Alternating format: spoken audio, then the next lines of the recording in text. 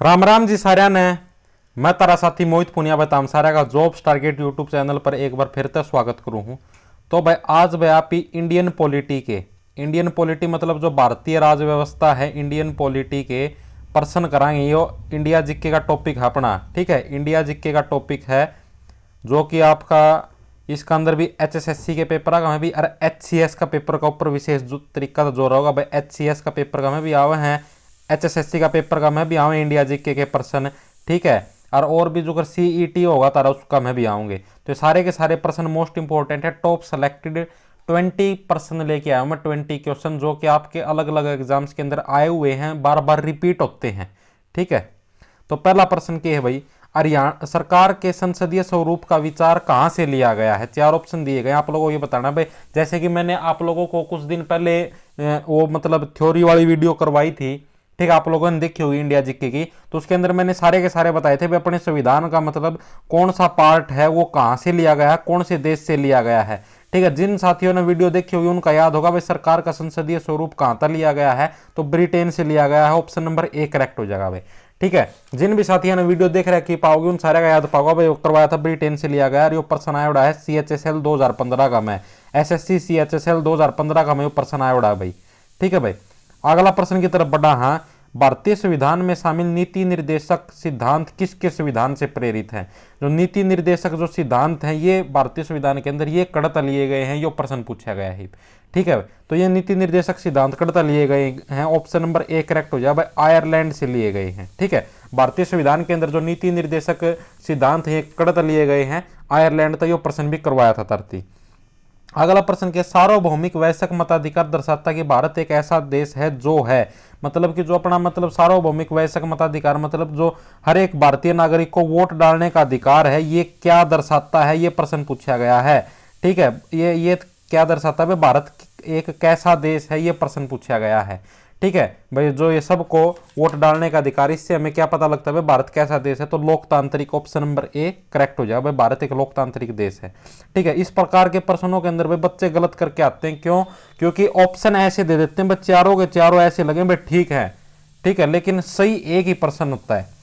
अगला प्रश्न क्या, हमारे भारतीय संविधान में कितने मूल कर्तव्य हैं, ये प्रश्न भी मैंने करवाया था, ठीक है। मैंने ये बताया था भाई 6 मौलिक अधिकार हैं और मूल कर्तव्य कितने हैं, ये प्रश्न भी मैंने बताया था। आप याद करो, शायद 2 दिन पहले वाली वीडियो के अंदर मैंने ये प्रश्न करवाया था, ठीक है। तो भाई 11 मूल कर्तव्य हैं। ऑप्शन नंबर सी करेक्ट हो जाएगा, भारतीय संविधान के अंदर मौलिक अधिकार पूछ ले तो 6 हैं।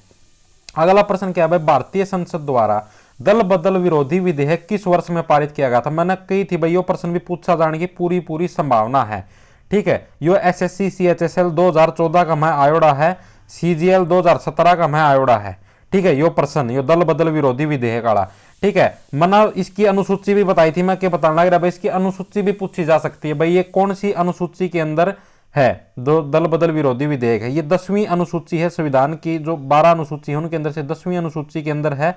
और ये किस वर्ष पारित किया गया मैंने बताया था भाई, ये भी आप लोगों से पूछा जा सकता है।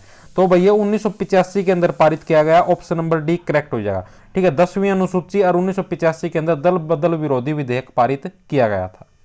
अगला प्रश्न क्या है भाई अपना, किस वर्ष में भाषाई आधार पर राज्यों का पुनर्गठन किया गया, यो प्रश्न भी करवाया था। भाषाई आधार पर राज्यों का पुनर्गठन, यो प्रश्न भी मैंने वीडियो का मैं करवाया उड़ा है। और इसका ऑप्शन नंबर डी करेक्ट हो जाए, 1956 का मैं भाषाई आधार पर राज्यों का पुनर्गठन किया गया था। CHSL 2016 का अंदर आयोडा है यो, CHSL 2016, CGL 2018 का मैं आयोडा है यो प्रश्न, ठीक है भाई। अगला प्रश्न क्या है भाई, राष्ट्रपति को किस अनुच्छेद के अंतर्गत यह अधिकार प्राप्त है कि वे वित्तीय आपातकाल लागू कर दे, ठीक है भाई। वित्तीय आपातकाल का मतलब भाई देश में मतलब धन संपत्ति है उसकी कमी पड़ रही है और उसके ऊपर आपातकाल लगा दे। कल परसों का अखबार का मैं आ रही थी कि भाई भारत का में भी वित्तीय आपातकाल लगने की संभावना है, ठीक है, ऐसा आ रहा था भाई, लेकिन इसकी कोई गारंटी नहीं है।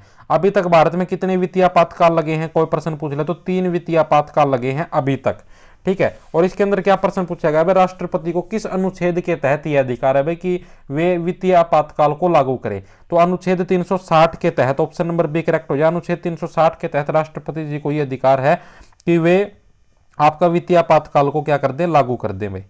अगला प्रश्न क्या है, कौन से विषय हमारे संविधान की समवर्ती सूची में शामिल नहीं है। 3 डाल की सूची बताई थी, संघ सूची, राज्य सूची और समवर्ती सूची। ठीक है, उस दिन वाली वीडियो, शुरू वाली वीडियो का मैं देख लियो, संघ सूची, राज्य सूची ना, शायद दूसरे वीडियो का मैं है सूची वाली इंडिया जी के पार्ट 2 सर्च कर लियो। ठीक है, उसका मैं करवाई होनी सारी की सारी सूची। ठीक है, तो उसका मैं ये 3 डाल की सूची हो, एक तो संघ सूची होया करे, एक राज्य सूची होया करे, एक समवर्ती सूची हुआ है। ठीक है, तो उन्होंने पूछा भाई समवर्ती सूची के अंदर कौन सा शामिल नहीं है, तो ऑप्शन नंबर सी करेक्ट हो जाए, शेयर बाजार और भावी बाजार है, ये आपके समवर्ती सूची के अंदर शामिल नहीं है। ठीक है, बाकी के तीनों जंगल मजदूर संघ, जंगली जानवरों तथा पक्षियों का संरक्षण, ये सारे के सारे संघ सूची के अंदर शामिल और समवर्ती सूची के अंदर शामिल है भाई, ये बात आप लोगों को याद रखनी है। अगला प्रश्न की तरफ बढ़ा, भारतीय संविधान का अभिभावक कौन है, ये प्रश्न बहुत ही कंफ्यूजिंग प्रश्न है। ठीक है, CGL 2018 के अंदर आया हुआ है, इसके अंदर बहुत से साथी क्या लगभग मतलब सारे के सारे कंफ्यूज रहते हैं भारतीय संविधान का अभिभावक कौन है। ठीक है, तो इसका सही आंसर क्या हो जाएगा, सर्वोच्च न्यायालय, ऑप्शन नंबर सी करेक्ट हो जाएगा। अभिभावक का मतलब यहां पर क्या है भाई, अभिभावक का मतलब ये है जैसे भाई अपने जो अभिभावक हैं उनका क्या काम होता है भाई, अपना लालन पालन पोषण करना। ठीक है, अपने को सही रास्ता दिखाना, अगर हम कुछ गलत कर रहे हैं तो उसको उसके बारे में बताना।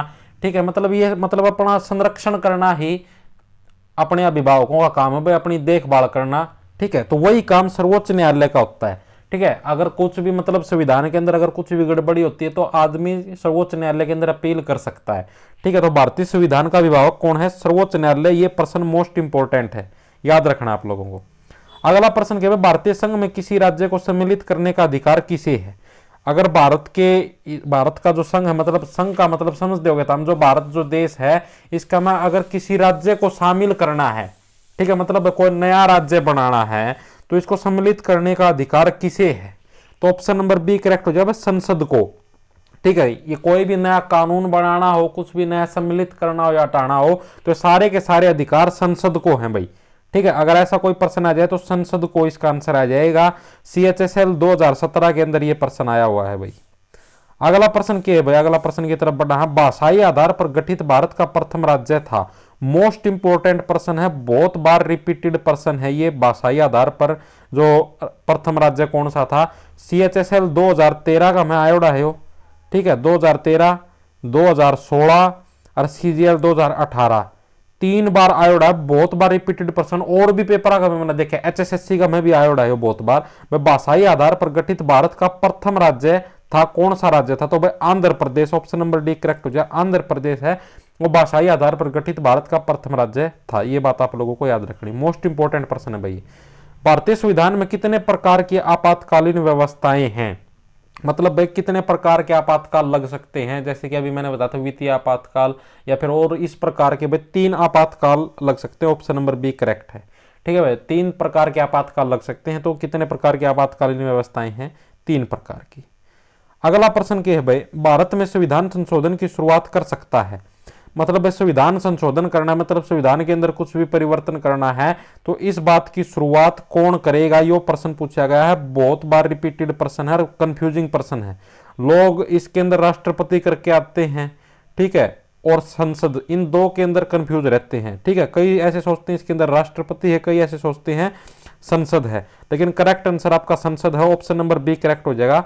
ठीक है भाई, तो भारतीय संविधान में संशोधन की शुरुआत कौन कर सकता है, संसद कर सकता है। अगला प्रश्न क्या है, मौलिक अधिकारों को बचाने के लिए फरमान जारी करने का आदेश किसके पास होता है।